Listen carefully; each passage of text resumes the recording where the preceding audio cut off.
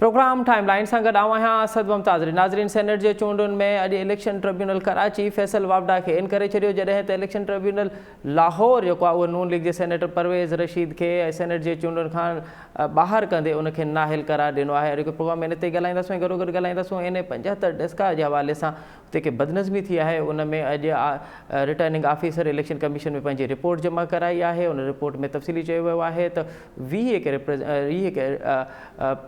Officers हुया election commission जा, उन सां राब्तो न पियो थिए। इन ते तफ़सीली ॻाल्हाईंदासीं। जॾहिं त डेस्का जे हवाले सां PTI जो मौक़िफ़ इहो आहे त 20 पोलिंगनि ते ॿीहर चूंडूं थिए, बल्कि नून लीग बज़िद आहे त सॼे हल्के में जेको आहे उहो ॿीहर पोलिंग थिए। इन तमामु मामलनि ते ॻाल्हाईंदासीं। इन असांजे प्रोग्राम में जॉइन कयो आहे सेनेटर गौस मोहम्मद नियाज़ी साहब, पाण मुस्लिम लीग नून जा सीनियर अॻवान आहिनि ऐं सेनेटर आहिनि। सेनेटर साहब, प्रोग्राम में ख़ुशि आमदीद। जी शुक्रिया। अच्छा सेनेटर साहब, ये जो डिस्का में हुआ है, जो बदनज़मी हुई है, उसके बाद तो हुक्मरान जमात ये चाहती है कि जो 23 पोलिंग स्टेशन हैं उस पर दोबारा इलेक्शन कराई जाए। आप इस बात पे बज़िद क्यों हैं कि तमाम हल्के में जो है वो दोबारा इलेक्शन हो? देखिए जी, पहले की बात ये है कि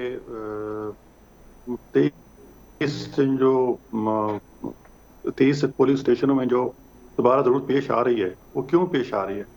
वो एक इलेक्शन कमीशन की जो स्टेटमेंट है, जो इलेक्शन की रात सुबह उन्होंने दी और वेबसाइट पे लगाई कि किस तरह जो वो जो प्रेसिडेंट अफसर से वो गायब हो गए और हम रब्ता करते रहे, नहीं मिले, चीफ सेक्रेटरी से रब्ता किया, आई से रब्ता किया।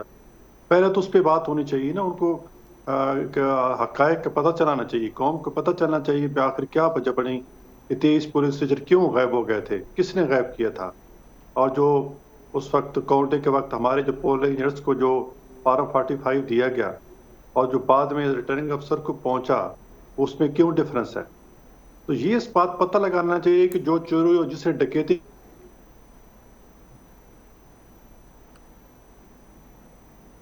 जी नियाज़ साहब, मेरी आवाज़ आ रही है आप तक? कहते हैं कि जी जी जी जी जी जी जी जी जी नियाज़ साहब जी। तो मैं वो कहता हूँ कि जिस तरह अगर 23 पोलिंग स्टेशन जिसका तो हमें पता चल गया था जी, तो उसके जाहिर होता है कि 23 पे तो बाकी भी इन्होंने गड़बड़ किया की होगी। इसलिए हम कहते हैं कि जी इसको दोबारा फ्री एंड फेयर इलेक्शन हो और लोगों को पता चले कि कौन फ्रॉड करता है, कौन झूठ बोलता है, कौन धोखा देता है और कौम के साथ क्या क्या फ्रॉड होते हैं। और इन्होंने तो सारे इलेक्शन कमीशन को जो है वो मुतनाज़ा बना दिया है। ये PTI की आदत है कि जब भी वो कोई काम करती है, जब उससे अपनी नालायकी छुपाने के लिए सारा मलबा जो है इदारा पे डाल देती है। इससे पहले जो एक लेकिन नियाज़ साहब, वो जो 14 पोलिंग स्टेशन हैं जिनका जो नतायज हैं जो मैच कर रहे हैं, वो तो आपके पास जो नतायज हैं और जो रिटर्निंग ऑफिसर के पास नतायज हैं, वो 14 पोलिंग स्टेशनों के तो मैच नहीं कर रहे। वही ना, मैं इसलिए नहीं कर रहे कि उन्होंने उस पे धांधली की। उन्होंने ये किया है कि 20 या 22 23 पोलिंग स्टेशनों के प्रेसिडेंटों को जरमाल बना के थैले खुलवाए हैं और हमारे जो वोट थे, शेयर के वोट थे, उसको पे डबल मोहर लगाई है ताकि इनके वोट कैंसिल हो जाए, हमारे वोट कम हो जाए और अपने जो पर्चियां थी फाड़ फाड़ के वो डालते रहे। देखो, महमूद रशीद साहब एक जगह स्टेटमेंट दिया, हमारे पास वो वीडियो रिकॉर्ड है, इसमें महमूद रशीद साहब वजीराबाद के हवाले से कह रहे हैं कि जी हमने तो उनको पर्चियां दी थी, अब वो नहीं डाल सके तो उसमें हमारा क्या कसूर है। तो ये तो इनकी हालत है। और वजीर और मशीर क्यों ये दौरा कर रहे थे, क्या ये इलेक्शन कमीशन को नोटिस नहीं लेना चाहिए? मेरा ये व्यू है कि ये पहले जो भी इन्वॉल्व हैं, चीफ सेक्रेटरी से लेकर डिप्टी कमिश्नर तक, AC तक और जो IG से लेकर SP DPO तक है, पहले उनके खिलाफ इंक्वायरी होनी चाहिए। बाद में फैसला हो कि जी 23 पुलिस स्टेशन में इलेक्शन होना है, ये पूरे में होना है, ठीक है ना। वो हमारे इलेक्शन कमीशन का फैसला मानेंगे, लेकिन ये जो मुजरिमों का तयन तो होना चाहिए ना। हमारे पे तो इतने इल्जामात लगा देते हैं, तो उस पे तो ये रिक्वेस्ट है कि पहले ये इसका इंक्वायरी की जाए कि कौन कौन इन्वॉल्व था, उनको सजा दी जाए। उसके बाद फिर चाहे 23 पे हो, चाहे पूरे हल्के का इलेक्शन हो, तो उसमें तो आप अगर 23 पे अगर 23 पे दोबारा इलेक्शन होता है तो आपको 23 पे भी एतराज नहीं है? अगर पूरे हल्के में नहीं हो पा रहा तो 23 पे भी आप कह रहे हैं कि भले हो? हमारा पार्टी मौक़िफ़ है कि दोबारा इलेक्शन सारा जो है ना दोबारा हो, क्योंकि सारे हमारे मशकूक हो गए। 23 तो पकड़े गए हैं, बाकी भी इस तरह जो लोग हैं वो भी, हमें शक है कि शायद उन्होंने भी गड़बड़ की हो। ये गड़बड़ करने के और ये फ्रॉड करने के कई तरीके होते हैं ना। जी। ये 30 तो पकड़े गए, अगर हमारे बंदे वहां मौजूद न रहते आर के पास तो उन्होंने आके तो ऐड करके रिजल्ट देना था। तो हम तो वहां से 21-2200 से हमारा जो कैंडिडेट जीत चुका है, नौशीन जो अच्छा। इफ्तिखार है वो जीत चुकी हैं। अच्छा। लेकिन उन्होंने हमारी जीत को हार में बदलने के लिए वो हमारे वोट कैंसिल किए, जो डबल मोहरें लगाई, और अपने जो पर्चियां फाड़ फाड़ के पैड पे निशान लगा के। अब देखो ना, दुनिया के किस हिस्से में 80% प्री पोलिंग होती है। देखो इनकी मतलब कोई कॉमन सेंस की बात है। यही तो इलेक्शन कमीशन इसी बेस को तो देख रहा है और कर रहा है। और अच्छा, फिर लेकिन लेकिन न्याय जो साहब आज मकामी इंतजामिया जो है, लेकिन न्याय साहब अगर हम कंपैरिजन करें 2018 के इलेक्शन का और जो अब जो इलेक्शन हुई है, तो उस वक्त पीटीआई का ये दावा है कि हमारे वोट बढ़े हैं, हल्के में हमारी मकबूलियत में इजाफा हुआ है, जबकि ये तमाम पीडीएम की पार्टियों ने इत्तेहाद किया, उसके बावजूद भी उनके जो वोट हैं वो कम पड़े हैं। क्या वोट कम पड़ने का भी आप सबब यही जानते हैं कि वहाँ पे जो धांधली हुई है उस वजह से आपको वोट कम पड़े हैं? नहीं, उन्होंने ये किया है कि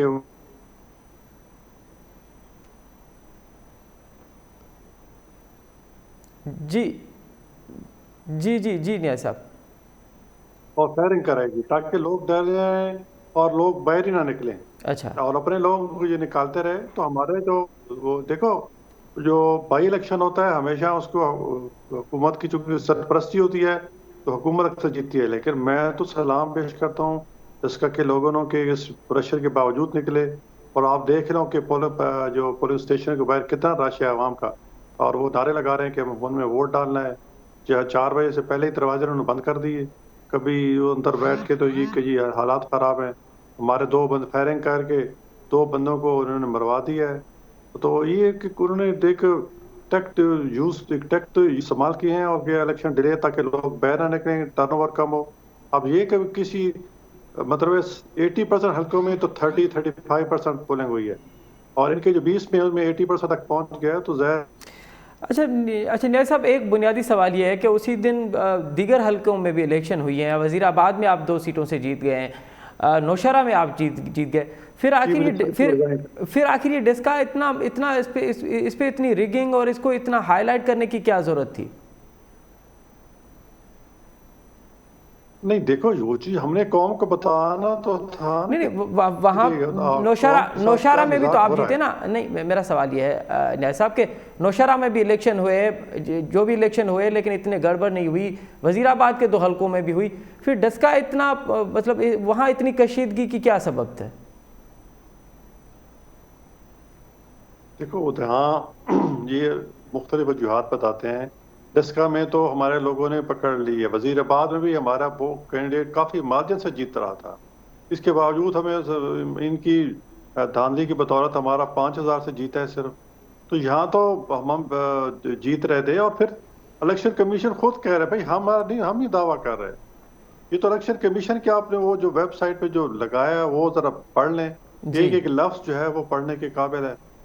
चीफ इलेक्शन कमिश्नर एक इदारे का सरबराह, वो चीफ सेक्रेटरी को फोन करता है तो कहते हैं मैं ये 12 बजे शुरू हुआ, 3 बजे मेरा राब्ता हुआ है, 3 बजे जी के बाद फिर वो मेरा डिस्कनेक्ट हो गया। जी बिल्कुल। तो कितनी गैर जिम्मेदारी की बात है। तो ये अ, हम सिर्फ बहस नहीं कर रहे, ये पूरा वो इदारा कर रहा है। इदारा एफआईआर जो है ना उससे दर्ज कराइए, उसकी एफआईआर जरा पढ़ ले, जी तो इससे ये पता चल जाएगा कि किस तरह ये लोग धांधली और कर रहे हैं। चलें, अब तो आपका हम तो ये कहेंगे मुतालबा कि है हम कि वजीराबाद में अब नून लीग का ये मुतालबा है कि जो डिस्का में जो है वो दोबारा इलेक्शन कराए जाए, तमाम हल्के में जो है वो रीपोलिंग कराई जाए। कोई और ऑप्शन आपके पास नहीं है? पहले पहले हमारा है कि जी जो जिम्मेदार हैं जिन्होंने रिगिंग की है उनको सजा देनी चाहिए, और जी उसके बाद जो है वो इलेक्शन कराया जाए। उस जो इलेक्शन जो ठीक कमीशन जो फैसला करेगा हम उसको ठीक कबूल करें। ठीक है। अच्छा न्याय साहब, आज इलेक्शन ट्रिब्यूनल कराची और इलेक्शन ट्रिब्यूनल लाहौर ने 2 अलग-अलग फैसले दिए हैं। इलेक्शन ट्रिब्यूनल कराची ने फैसल वाबडा को इन कर दिया है, उसके जो कागजात नामजदगी हैं उसके बहाल हो चुके हैं, अब वो सेनेट के इंतखाबात लड़ेंगे। परवेज़ रशीद को इलेक्शन ट्रिब्यूनल लाहौर ने नाहिल करार दे दिया। अब क्या ऑप्शन है नून लीग के पास? आप देखो ना जी, कितने अफसोस की बात है कि एक बंदा है और पार्टी से कमिटेड है, उस पे एक इल्जाम लगा दिया कि आपने 85 लाख के जो है ड्यूज नहीं थी। जी अच्छा, वो बता कहता है कि मुझे कोई पंजाब हाउस से कोई लेटर नहीं आया, कोई नोटिस नहीं आया कि आप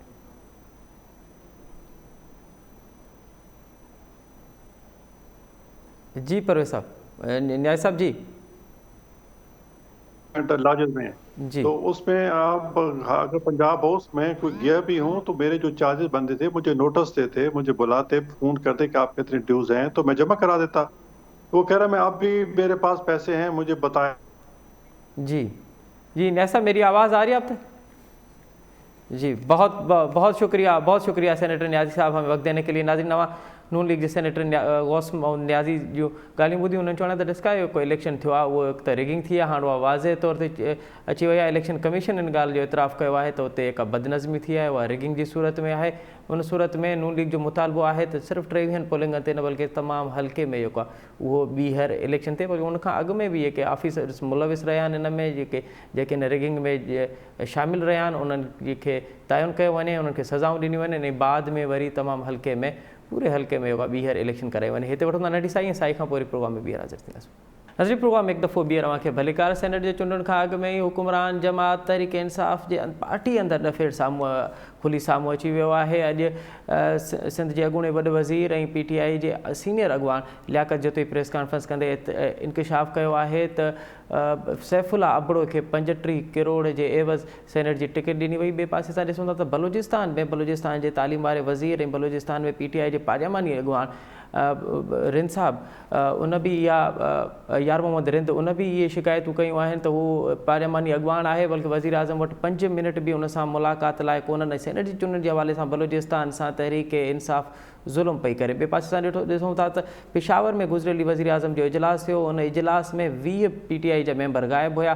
ख़दशो कयो पियो वञे त उहे 20 PTI जा मेंबर सेनेट में PTI जे उम्मीदवारनि खे वोट कोन ॾींदा।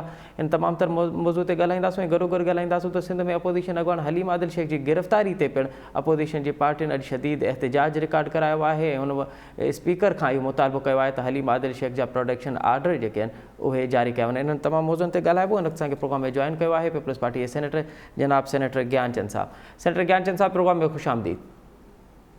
अच्छा ज्ञानचंद साहब, आख़िर छो पीपल्स पार्टी जी हुकूमत सिंध में हलीम आदिल शेख जे मामले ते प्रोटेक्शन आर्डर जारी न पई करे? अॼु अपोज़िशन जी पार्टियुनि हुन ते एहतजाज बि रिकॉर्ड करायो आहे ऐं उन्हनि इहो इल्ज़ाम बि मढ़ियो आहे त सिंध में पीपल्स पार्टी उन्हनि जे अपोज़िशन जे अॻवाननि जे ख़िलाफ़ इंतकामी कार्रवाई पई करे। तो पीपल्स पार्टी कदें भी इंतकामी कार्रवाई ते यकीन नथी रखे। हिकिड़ी जमहूरी पार्टी है, हुन हमेशा जमहूरी रवायतन के तरजीह दी है ऐं उन्हनि जो मान रखियो आहे। हलीम आदिल शेख जे मामले में इन पोजीशन में कोन आहियां त हुन जो प्रोटेक्शन आर्डर निकिरे पियो या न पियो निकिरे, पर मूंखे यकीन आहे त असांजी पार्टी जेके भी जमहूरी रवायतूं आहिनि उनखे बरक़रार रखंदी। उन हलीम आदिल जी ज़ात ते असां कोन वींदासीं, हू केॾो बि बदतमीज़ बेहया हुजे, पर पीपल्स पार्टी उन सां रिएक्ट उन अंदाज़ में कोन कंदी। बाक़ी हुन जो केसनि में आहे, हू हथियार खणी पोलिंगनि ते वियो आहे, पोलिंग जे सॼे अमल खे हुन डिस्टर्ब करण जी कोशिशि कई। उहे ॻाल्हियूं पंहिंजी जॻह ते, उहो उनखे केसिस खे पाण ई फेस कंदो, पर हुन जा जेके बि राइट्स आहिनि as a parliamentary leader, as a MPA, as a human being खे यकीनन उन्हनि जो मान रखियो वेंदो ऐं उहे हुनखे मिलंदा। त तव्हां न पिया सम्झो त हलीम आदिल शेख हिन वक़्त ताईं जेके इल्ज़ाम मढ़े पियो सिंध हुकूमत ते, ख़ासि करे मुराद अली शाह ते, उहे इल्ज़ाम के आमरवाजी इल्ज़ाम कोन आहिनि। उहो सिंध जो अपोज़िशन अॻवान आहे ऐं उहो चए थो पियो त मुंहिंजे ख़िलाफ़ दहशतगर्दी जी FIRs दाख़िल कयूं वयूं, मूंखे गिरफ़्तार कयो वियो, उनजे कमरे मां नांग निकितो, जेल में जॾहिं उनखे विधो वियो त उन ते हमिलो थियो ऐं उनखां अॻु में हुन इल्ज़ाम मढ़ियो हो त उनखे मुर्तज़ा भुट्टो जीअं क़तल करे सघिजे थो। हाणे अव्हां नथा सम्झो त अपोज़िशन, सिंध जो अपोज़िशन अॻवान इन तरह जा जॾहिं इल्ज़ाम हणे त हुकूमत खे उन इल्ज़ाम खे संजीदगी सां ॾिसणु घुरिजे ऐं जेके उहो इल्ज़ाम मढ़े थो पियो उन ते इन्वेस्टिगेशन बि थियणु घुरिजे। मुर्तज़ा भुट्टो सां ही पंहिंजो पाण खे भेटे पंहिंजो कद काठ वधाइण थो चाहे। इतफ़ाक़ सां ही MPA थी वियो ऐं इतफ़ाक़ आहे जो इमरान खान जी जेका क्राइटेरिया आहे त बदतमीज़ सभ खां वॾो हुजणु खपे, जेको जंहिंमें को अख़लाक न हुजे, को अख़लाक़ी मयार न हुजे, उनखे लीडर ठाहियो वञे। उन बुनियाद ते हू अपोज़िशन लीडर बि थी वियो। त उनजो मक़सदु इहो कोन्हे त हू कानून खां बालातर थी वियो, तव्हां पाण ॾिठो हूंदो सॼी दुनिया जे मीडिया चैनल्स ॾेखारियो तूं कहिड़े नमूने सां हथियार खणी हुते वियो हो, कहिड़े नमूने सां हिन ज़मीननि ते कब्ज़ा करे फार्म हाउसिस ठाहे उन्हनि खे कमर्शियली हलायो पिए। ऐं जॾहिं उन्हनि ते कानून ते अमल थियणु शुरू थियो आहे त हिनखे तकलीफ़ शुरू थी। अदरवाइज़ त हिन इहे शख़्सियूं डिक्लेयर्ड बि कोन आहिनि जेको हिन जी प्रॉपर्टीज़ आहिनि। या जेकॾहिं के मुर्गी जा फार्म आहिनि उते जेकॾहिं ही ॿिए क़िस्म जो कारोबार कंदो हुजे त उहा बि इजाज़त नथी ॾेई सघिजे। तहरीक इंसाफ़ जो लीडर आहे, हुनखे इंसाफ़ जी ॻाल्हि करणु खपे, बराबरी जी ॻाल्हि करणु खपे।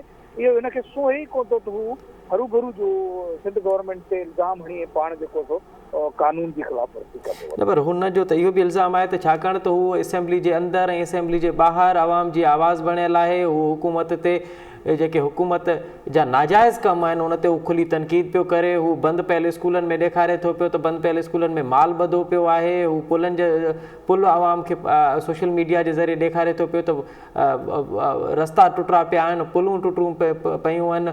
ऐं जंहिं तरीक़े सां 13 साल जी पीपल्स पार्टी हुकूमत कई आहे, उहा हुकूमत कंहिं बि सूरत में अवामी हुकूमत न आहे बल्कि उन्हनि सिंध जो इस्तेसाल कयो आहे। हू चवे पियो त इन तरह मुंहिंजो एहतजाज करण ते हीउ सभु कुझु करे। ॾिसो सोशल मीडिया ते ही लीडर थियो आहे ऐं 2 टे ॾींहं जेकॾहिं ही जेल में हलियो आहे पंहिंजे ई करतूतनि जे करे त उनजे करे इहो नथो थी सघिजे त को सिंध गवर्नमेंट खां इंतकाबी कार्रवाई पई वठे। ही त इन क़िस्म जो माण्हू आहे, हिनखे त खपे न त हू PTI जी कारकर्दगी ॾेखारे, PTI जा जेके कारनामा आहिनि उहे ॾेखारे, हिनखे उहे बि ॾेखारणु खपनि न। सिंध हुकूमत अॼु जे जेके रिज़ल्ट्स आयूं आहिनि बाय इलेक्शन जूं उन साबित कयो आहे त सिंध जी माण्हुनि जे उमंगनि वटां पीपल्स पार्टी कमु करे पई। महदूद वसीलनि जे विच में शानदार जेको आहे माण्हुनि जो एतमाद रखे थी पीपल्स पार्टी ऐं हिकिड़ी परफॉर्मेंस ॾेखारी आहे। तो इहा जेकॾहिं पर सेनेटर ज्ञानचंद साहब अवां नथा सम्झो त अपोजिशन लीडर आहे, हिन जेल में आहे, सिक्योरिटी हिन जो राइट आहे। जेल में अगरि हिन ते हमिलो थिए थो पियो त इहो हिकिड़ो संजीदा मामिलो आहे। ही कूड़नि जी पार्टी आहे। PTI जो जेकॾहिं इमरान ख़ान खां वठी न हलीम आदिल शेख ताईं सभु कूड़ ॻाल्हाईंदा हुजनि त पोइ उनखे छा थो चई सघिजे। न त पोइ अवां जी हुकूमत आहे सेनेटर साहब, अवां जी हुकूमत आहे, सभु इदारा अवां जे मातहत आहिनि त अवां वाक़ो कयो। अवां 5 ॾींहं गुज़री चुका आहिनि, जुमे जे ॾींहुं हुन इहो इल्ज़ाम हणियो त हुनजे कमरे मां नांग निकितो आहे। अवां इन्वेस्टिगेशन कराए, उहा रिपोर्ट अलाए किथे आहे, 5 ॾींहंनि ताईं अवां इहो साबित न आहियो करे सघिया। अवां जी इन्वेस्टिगेशन जी ख़बर न पई पए। हींअर जेल में उहा हमले जी ॻाल्हि पियो करे। CCTV आहे न, अवां फुटेज जारी करे छॾियो। हिन ते को हमिलो कोन्हे थियो। हिनखे हिन जा मुकमल राइट्स जेके आहिनि उनजो तहफ़ुज़ कयो पियो वञे ऐं कयो वेंदो। ही पंहिंजो पाण खे लीडर ठाहिण जे लाइ इहे सभु ॻाल्हियूं तशद्दुद थियो आहे, हिन खे कोर्ट में पेश थियो आहे, किथे को निशान का ॻाल्हि मुआड़ हूंदी। तंहिंखां पोइ हलीम आदिल शेख जहिड़े हिकिड़े नंढड़े माण्हू जे लाइ पीपल्स पार्टी एॾो वॾो इल्ज़ाम खणंदी बि छो? इहो वक़्तु साबित कंदो त हीउ कूड़ो आहे ऐं हमेशह हिन कूड़ जो सहारो वरितो आहे। सो इन क़िस्म जी का बि ॻाल्हि कोन्हे।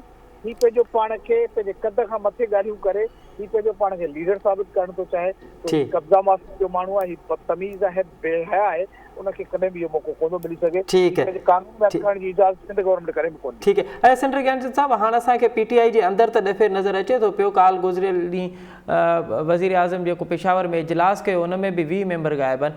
हिकिड़ो ख़दशो इहो बि कयो पियो वञे त इहे के 20 मेंबर आहिनि, इन जी पीपल्स पार्टी सां कुर्बत वधी आहे ऐं इहे ईंदड़ ॾींहंनि में पीपल्स पार्टी खे वोट ॾींदा। छा अवां हिन पोज़ीशन में आहियो त PTI जा मेंबर अवां खे सेनेट जी चूंडनि में वोट ॾियनि?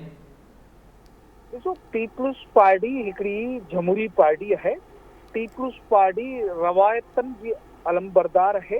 पीपल्स पार्टी रत ॾेही हिते हिन मुल्क में जमहूरियत खे क़ाइमु रखो, माण्हुनि जे हक़नि जे लाइ असांजी लीडरशिप जेको पंहिंजो खून ॾिनो आहे। हिते अमृतनि जे ख़िलाफ़ पीपल्स पार्टी जंगू ॾिनो आहे ऐं इमरान ख़ान धोखो ॾेई माण्हुनि खे सुनहरी ख़्वाब ॾेखारे, माण्हुनि सां कूड़ करे ऐं हू इक़्तिदार ताईं पहुतो या हुनखे पहुचायो वियो त पर 2.5 सालनि 3 सालनि में जॾहिं माण्हुनि खे ख़बर पई त हीउ सभु धोखो हो, हीउ सभु फ्रॉड हो माण्हुनि सां, त माण्हू जेकॾहिं PTI खे छॾे था वञनि। हिन वक़्तु न ख़ैबर पख्तूनख्वा में हुकूमत में इमरान ख़ान जी आहे, फेडरल हुकूमत में इमरान ख़ान जी आहे, पोइ बि जेकॾहिं माण्हू छॾनि था इहो साबित थो करे त इमरान ख़ान जहिड़ो नाहिल ऐं नालाइक़ कोई कोन्हे को ऐं हुनखे फौरी तौर ते इस्तीफ़ा ॾियणु खपजे। इलेक्शनूं थियनि थियूं त हुननि में धांधली, हथियारबंद सरेआम हलनि था, chief secretary IG chief election commissioner खे अटेंड करण लाइ तयारु न आहिनि, अटा चीनी इहे सभु गुम आहिनि। हाणे हिन जा इनडायरेक्टली तौर ते इहा ॻाल्हि वॾो पिया त हिननि मेंबरनि जी अवां सां कुर्बत वधी आहे। जेकॾहिं हू मेंबर्स पीटीआई जी खां नाराज़ थी पीपुल्स पार्टी तरफ़ अचनि था त इहो जमहूरी तरीक़ो आहे। तव्हां हू के इमरान ख़ान जा ख़रीद थियल ग़ुलाम त कोन्हनि, हू इमरान ख़ान डिलीवर नथो करे सघे, हुनखे छॾे जेकॾहिं हू सम्झनि था त पीपुल्स पार्टी जो जेको नज़रियो आहे, पीपुल्स पार्टी जो जेको वियन आहे, उहो हिन खां घणो गुज़िरियल सेनेट जी चूंडुनि में बि इहा ॻाल्हि साम्हूं आई। तव्हांजा सिर्फ़ु 6 मेंबर हुया KPK जी सूबाई असेंबली में, बल्कि अव्हांजा सेनेटर 2 चूंडिजी विया। हिन दफ़े तव्हांजो को मेंबर कोन्हे, पर अव्हां सम्झो पिया त KPK में अव्हांजा सेनेटर चूंडिजी वेंदा। 6 मेंबर्स जी जेका ॻाल्हि आहे उहो पीटीआई जो जेको बयानियो आहे उनखे न ॾिठो वञे। 6 मेंबर्स जेके आहिनि उहो जर्नलिस्ट वोट ते 6 ॾींदा आहिनि, लेडीज़ ते 6 वोट ॾींदा आहिनि ऐं टेक्नोक्रेट सीट ते 6 वोट ॾींदा आहिनि। त मुख़्तलिफ़ मेंबर्स सां, मुख़्तलिफ़ ग्रुप सां, पार्टियुनि सां सम्झो अलहाक़ थींदो आहे, उन अलहाक़ जे बदिले में वोट मिलंदा आहिनि। नंबर 2, बंदि वोट रखियो ई इन लाइ वियो आहे त जेकॾहिं को कैंडिडेट सुठो हुजे, कंहिं पार्टी जो नज़रियो कंहिंखे ठीकु लॻे त कोई बि मेंबर इंडिविजुअली पंहिंजो फ़ैसिलो करे सघे थो। हिन मामले में कॉन्स्टिट्यूशनली हू पार्टी जे लाइन सां ॿधण लाइ हू पंहिंजो अकेलो इंडिविजुअल फ़ैसिलो करे सघे थो। ऐं हिन हुकूमत हूंदे इमरान ख़ान खे कहिड़ा ख़दशा आहिनि? इहा त हिनजी नाहिली आहे जेको हुनजा मेंबर्स हुन सां नथा बीहनि। जेकॾहिं हुनजा मेंबर्स हुन सां नथा बीहनि त भला पीपुल्स पार्टी हुन लाइ छा थी करे सघे? पर अव्हां सेनेटर ज्ञानचंद साहब, अव्हां पूरी उमेद आहियो त KPK में अव्हांजो हिन वक़्तु चूंडियल त मेंबर को बि कोन्हे, बल्कि अव्हांजा सेनेटर चूंडिजी ईंदा? ॾिसो, असां सेनेटर चूंडिजी अचनि था नथा अचनि, असां हिकिड़ो बहितरीन कैंडिडेट मसलन फरतला बाबर जहिड़ो हिकिड़ो शानदार डेमोक्रेट, शानदार लेफ्टिस्ट ऐं इंसानी हक़नि जो अलमदार असां कैंडिडेट ॾिनो आहे। हाणे उते जे MPs खे फ़ैसिलो करिणो आहे त ही कठपुतली हुकुमरान जा जेके टाउट वेठा आहिनि उन्हनि खे वोट था ॾियनि या हिकिड़े अहिड़े अज़ीम जेको माण्हू आहे उनखे वोट था कनि। ऐं सम्झां थो त माण्हू यकीन फरतला बाबर जी इज़त रखंदा, त उनजे करे इहो नथो थी सघे त का करप्शन थी आहे। माण्हुनि खे इहो राइट मिलणु खपे। माण्हू कंहिंजे टिकट ते अचण खां पोइ ईअं त कोन्हे त हू कंहिंजा ग़ुलाम थी था वञनि। तो आउं सम्झां थो त इहो माण्हुनि जो राइट्स आहे। MPs ॾियण खां पोइ बि इंडिविजुअल राइट्स जी ॻाल्हि थियणु खपिजे ऐं हू जेकर ॾियनि था त सुठी ॻाल्हि आहे। ऐं जेकॾहिं हिननि खे के ख़दशात आहिनि त हू 3 साल केॾांहुं विया, हू ॻाल्हाईंदा। अञा बि के ख़दशात आहिनि। इलेक्शन पूरी थियण ॾियनि। PTI खे जेकॾहिं मुल्क जे इदारनि जे में का ट्रांसपेरेंसी आणणी आहे। वॾी महिरबानी सेनेटर ज्ञानचंद साहब असांखे वक़्तु ॾियण जी।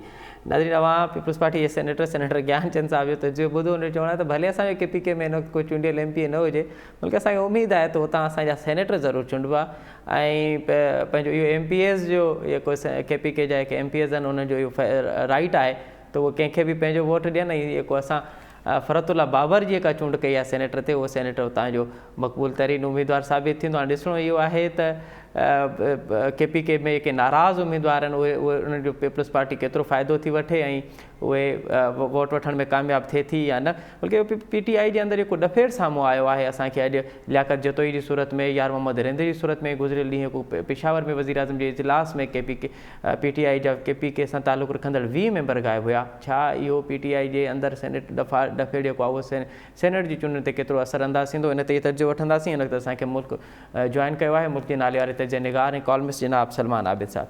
सलमान आबिद साहब, प्रोग्राम में खुश आमदीद। जी वालेकुम सलाम। सलमान आबिद साहब, आपने जो हमें तर्जे किए वो तो तमाम तर्जे एक जगह पे दुरुस्त भी होते होंगे, लेकिन अब PTI के अंदर जो खलफ है वो बिल्कुल सामने होता हुआ नज़र आ रहा है। सिंध में आज साबिक वज़ीर आला ने ये इंकशाफ किया है कि सैफुल्लाह अबड़ो को 35 करोड़ रुपए के एवज़ टिकट दिया गया। यार मोहम्मद रिंद के एतराज़ात आप उससे बखूबी आगाह होंगे। और कल जो पेशावर में 20 मेंबरान गायब हुए, ये क्या हो रहा है PTI के अंदर? ऐसी बात यह है कि इस मुल्क के अंदर अगर आप किसी को टिकट जारी कर दें जी तो फिर सब कुछ ठीक होता है, और अगर आप टिकट जारी ना करें तो फिर लोग इल्जामात की बौछार करते हैं। अब आप मुझे बताइए, लियाकत जतोई साहब को अगर टिकट मिल जाता तो शायद ये अबलो साहब वाला मामला ना आता, पहली बात। जी अच्छा, अब अबलो साहब के तो कागजात ही मुस्तरद हो गए ना जी वो तो इलेक्शन लड़ ही नहीं रहे, जी इसलिए अब ये बात बेमानी हो गई कि 35 करोड़ पे लिए थे टिकट देने के लिए, जबकि वो इलेक्शन नहीं लड़ रहे। दूसरी बात यह है कि जो रिंद साहब ने कहा है, जी अब रिंद साहब जो है बलूचिस्तान में पार्टी के सदर हैं, जी उनका मौकफ ये है कि जी हमें मुशावरत में शामिल नहीं किया जाता, जी जबकि असल ताकत जो है वो संजरानी साहब जो है चेयरमैन सेनेट वो हैं। जी अच्छा, उसमें हो सकता है कोई उनकी बात में वजन हो और जी। ये पीटीआई के लिए सोचना होगा कि मुशावरत में वो कोई शामिल नहीं है। जी, उन्होंने तो लेकिन कहा कि वजीर आजम के लिए मेरे लिए वो देखें, 5 मिनट भी वजीर आजम वो- मुझसे मुलाकात के लिए नहीं ये है कि देते। मैंने तो पिछले 2-3 महीनों में रिंद साहब की तस्वीर जो है प्राइम मिनिस्टर साहब के साथ देखी है, अच्छा इसलिए ये कहना कोई बात नहीं है। असल बात ये है कि रिंद साहब ने यकीनी तौर पर सेनेट के टिकट के लिए किसी के लिए मांगा होगा, टिकट उनको नहीं मिला होगा, टिकट किसी और को मिल गया होगा, ये एतराजात आते हैं। अलबत्ता ये सवाल बहुत इंपॉर्टेंट है मेरे नजदीक लियाकत जतोई से ज्यादा और रिंद से ज्यादा के जो कल 20 मेंबरान जो गायब हैं, बिल्कुल, और सूबाई असम्बली जो है जी। वो कल प्राइम मिनिस्टर साहब की तकरीब में वहां पे मौजूद नहीं थे। जी ये एक अलार्मिंग सिचुएशन है और इसका इशारा जो है वो परवेज खटक साहब और लियाकत खटक साहब ने भी किया था। जी लियाकत खटक साहब ने तो एक टीवी इंटरव्यू में कहा कि काफी लोग नाराज हैं। जी अच्छा, अब परवेज खटक साहब को इस बात का गिला है कि इमरान खान साहब ने उनके भाई लियाकत खटक को काबीना से आउट कर दिया है जी और बराह रास्त परवेज खटक पे भी इल्जाम लग रहा है कि वो नौशहरा वाली शिकस्त की जो सीट है उसकी शिकस्त के जिम्मेदार हैं। जी तो मुमकिन है परवेज खटक साहब ने तो ये भी कहा था कि वो जब चाहे हुकूमत गिरा सकते हैं, तो उन्होंने ये मैसेज दिया हो पीटीआई के अंदर जो ग्रुप बंदी है जी उसको बुनियाद बना के प्राइम मिनिस्टर को देखिए मेरी इतनी ताकत है जी कि 20 लोग जो है वो इजलास अटेंड करने नहीं आए। जी। अच्छा सलमान साहब, आपसे पहले प्रोग्राम में सेनेटर ज्ञानचंद साहब थे, उन्होंने ये कहा था कि ठीक है केपीके में हमारा कोई एमपीए नहीं है लेकिन फरतुल्लाह बाबर वहाँ से जीत जरूर जाएंगे। तो आप नहीं समझते कि ये जो कल जो कुछ हुआ है उसकी कोई ताने बाने हमें मिलते हुए नजर आ रहे हैं इन मेंबरान के अपोजिशन के साथ? बात यह है कि फरतुल्लाह बाबर जीते या वो जीते हैं अपना यूसुफ रजा गिलानी, जी वो इसी सूरत में जीत सकते हैं जब वो पार्टी के हुकूमती जमात या उनकी इत्तेहादी जमातों के अंदर तोड़ फोड़ करें। ठीक है। अच्छा, अब मसला ये है कि जो फरतुल्लाह बाबर जीतेंगे, अगर गिलानी साहब जीतेंगे, ये कोई असूल और नजरिए की लड़ाई तो यहाँ पे हो नहीं रही कि लोगों ने असूल और नजरिए की बुनियाद पे वोट दिए हैं। इसका मतलब है कुछ लो और कुछ दो की बुनियाद पे तय हुआ होगा ना। अब ये कुछ लो और कुछ दो की बुनियाद पे जो तय होगा, इसी पे तो सारी सुप्रीम कोर्ट के अंदर मुकदमा चल रहा है कि लोग अपनी वफादारियां तब्दील कर लेते हैं और उसमें पैसे भी लगते हैं। तो इसलिए मैं ये कह रहा हूँ कि बुनियादी तौर पे ये देखना होगा, जिसका तकसीम का जिक्र आपने किया है केपीके के अंदर और बाकी इलाकों में, क्या वाकई सेनेट के इलेक्शन में उसका कोई बड़ा फर्क पड़ेगा? क्या वाकई पीटीआई की जो सीटें हैं वो कम हो जाएंगी और अपोजिशन की सीटें बढ़ जाएंगी?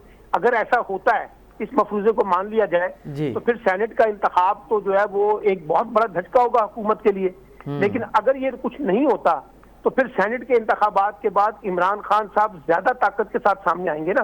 तो अब ये मुकाबला है हुकूमत का और अपोजिशन का, कौन किस पे सियासी बर्तरी हासिल करता है। लेकिन मेरी अपनी जाती राय ये है कि जितना तूफान मचा हुआ है ना कि इतने लोग टूट जाएंगे। आप देखिएगा कि जब सेनेट के इंतखाबात होंगे तो 1 या 2 निशिस्तों के ऊपर जो फर्क है ना, या हुकूमत डालेगी या अपोजिशन डालेगी, इससे बड़ा फर्क को और कोई नहीं पड़ने वाला। तो सलमान आबिद साहब, आप नहीं समझते कि हफीज़ शेख की जो इलेक्शन है वो दर हकीकत इमरान खान की भी इलेक्शन है? क्योंकि हुकूमत डू एस डाई पे पोजीशन पे अगर हफीज़ शेख हार गए तो मोरली तौर पे इमरान खान की जो एक मोरलिटी होती है वो गिर जाएगी। और अगर ये इलेक्शन जो है यूसुफ रजा गिलानी हार गए तो जो पूरा पीडीएम का पूरा एक मीनार बनाया गया था तहरीक अदम-ए-इत्तेमाद के कॉन्टेक्स्ट में जी, और जिसको आसिफ अली जरदारी साहब ने सपोर्ट किया था जी कि हम तहरीक अदम-ए-इत्तेमाद के जरिए इमरान खान को निकाल सकते हैं, तो वो भी जो है ना उसी तरह जमीन बूस हो जाएगा जिस तरह से आपने एक एनालिसिस किया हुकूमत के कॉन्टेक्स्ट में। और यकीनी तौर पे मैं आपसे इत्तेफाक करता हूं कि अगर गिलानी साहब जीतते हैं तो ये हुकूमत के लिए भी सेटबैक होगा और फ्यूचर में ये रास्ता खुल जाएगा कि इमरान खान की हुकूमत को या इमरान खान को बतौर वजीर आजम जो है वो तहरीक अदम-ए-इत्तेमाद के जरिए भी निकाला जा सकता है। क्योंकि देखिए गिलानी साहब जब जीतेंगे तो इसका मतलब है कि हुकूमत के अंदर दलाल पड़ी है ना। हुकूमत के लोगों ने, हुकूमत या उनकी इत्तेहादी जमातों के लोगों ने गिलानी साहब को वोट दिए हैं। तो जब तहरीक अदम-ए-इत्तेमाद है वो भी तो 7-8 वोटों 10 वोटों से लीड पे है ना। अगर ये 10 लोग आगे पीछे हो जाएं तो फिर हुकूमत के प्राइम मिनिस्टर तो फारिग हो जाएंगे। तो लेट्स सी, देखते हैं कि सेनेट के सलमान साहब कल गिलानी साहब ने कहा है कि जहांगीर तरीन को कॉल करने की ज़रूरत नहीं है, वो अजीज़ हैं, वो सब समझते हैं। दूसरी तरफ हफीज़ शेख का भी उनसे रब्ता हुआ है। किस तरफ ये पलड़ा आपको नज़र आ रहा है कि किस तरफ अब तरीन के कहने पे कोई लोग वोट देंगे जी या हफीज शेख को वोट देंगे या उनको वोट देंगे। देखिए, हर रुकने असेंबली जो है ना, उसको अपना मफाद अजीज होता है और उसको पता होता है कि अगर मैंने अपना वोट तब्दील करना है और किसी और को देना है तो इसमें मुझे क्या मफाद मिलेगा, वो अपना मफाद देखेगा ना। इसलिए ये कह देना कि जहांगीर तरीन बड़ा, अब देखिए ना, जो जब जहांगीर तरीन लोगों को लेकर आए थे पीटीआई के अंदर, तो हर एक को यही लालच दिया था ना कि आप हुकूमत का हिस्सा बनेंगे, आपको मराहत मिलेंगी। वो मिली भी है बहुत से लोगों को नहीं भी मिली है, गिरे शिकवे हो सकते हैं, लेकिन मुझे नहीं लगता। और अब देखिए ना, ये भी कहा गया था कि जहांगीर तरीन के बेटे को टिकट मिलने वाला सेनेट का, वो भी नहीं मिला। फिर कहा गया कि इमरान खान डर गए हैं, खौफजदा हो गए हैं, उन्होंने जहांगीर तरीन को मैदान में उतार दिया है। वो तजुर्बा भी गलत साबित हुआ, झूठी खबर साबित हुई। फिर पता चला चौधरी सरवर साहब को सारा पोजीशन दे दी गई है।